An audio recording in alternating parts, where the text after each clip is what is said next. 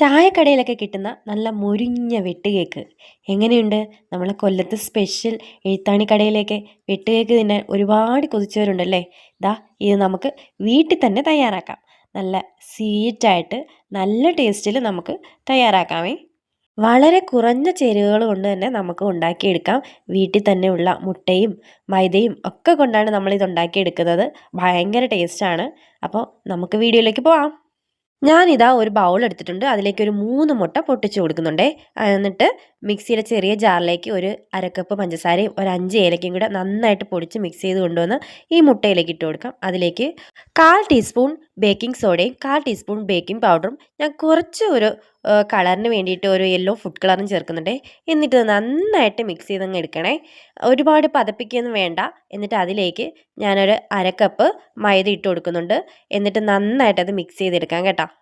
നമ്മളെപ്പോഴും മാവ് മിക്സ് ചെയ്യുമ്പോഴത്തേന് ഒരേ ഡയറക്ഷനിൽ തന്നെ മിക്സ് ചെയ്യാൻ ശ്രമിക്കണം. അപ്പോൾ ഇതാ അരക്കപ്പ് മൈദ ഇട്ട് കൊടുത്ത് മിക്സ് ചെയ്ത് കൊടുത്തിട്ടുണ്ട്. അതിലേക്ക് വീണ്ടും ഞാൻ മൈദ ഇട്ട് കൊടുക്കുന്നുണ്ട്. അതിന് ആവശ്യത്തിന് പൊടി കുറച്ച് കുറച്ചായിട്ട് ഇട്ട് കൊടുത്ത് നമുക്ക് ഈ മാവ് ഈ ഒരു പരുവത്തിലെടുക്കാം. അപ്പം നമുക്ക് കയ്യിൽ കുറച്ച് എണ്ണയോ നെയ്യോ ഒക്കെ പുരട്ടിയിട്ട് ഒന്ന് ജസ്റ്റ് കൈ കൊണ്ട് മിക്സ് ചെയ്ത് കൊടുത്താൽ മാവ് കയ്യിലൊന്നും ഒട്ടിപ്പിടിക്കാതെ ഇങ്ങനെ കിട്ടും കേട്ടോ. എന്നിട്ട് മാവ് നന്നായിട്ട് മിക്സ് ചെയ്ത് സോഫ്റ്റ് ആക്കി എടുക്കാം. എന്നിട്ട് നമുക്ക് ഇതൊരു അരമണിക്കൂറത്തേക്ക് അടച്ച് മാറ്റി വെക്കാം. അരമണിക്കൂറൊക്കെ കഴിയുമ്പോഴത്തേനും മാവ് ഇങ്ങനെ വന്നിട്ടുണ്ടേ. നല്ല സോഫ്റ്റ് ആയിട്ടുണ്ട്. ഇനി നമുക്ക് എണ്ണ ചൂടാക്കാൻ വെക്കാം.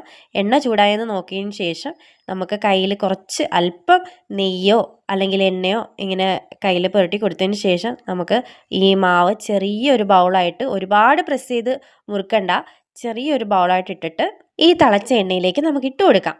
ശ്രദ്ധിക്കുക, തിളച്ച എണ്ണയിലാണ് ഇട്ട് കൊടുക്കാനുള്ളത്.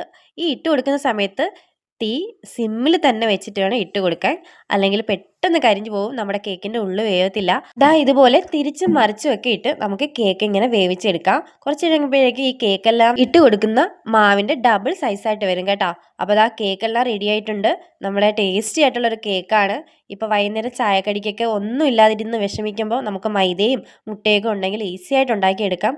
അപ്പം ട്രൈ ചെയ്യാത്തവർ ട്രൈ ചെയ്ത് നോക്കുക. വീഡിയോ ഇഷ്ടമായെങ്കിൽ ലൈക്ക് ചെയ്യുക, ഷെയർ ചെയ്യുക, സബ്സ്ക്രൈബ് ചെയ്യുക. ബൈ.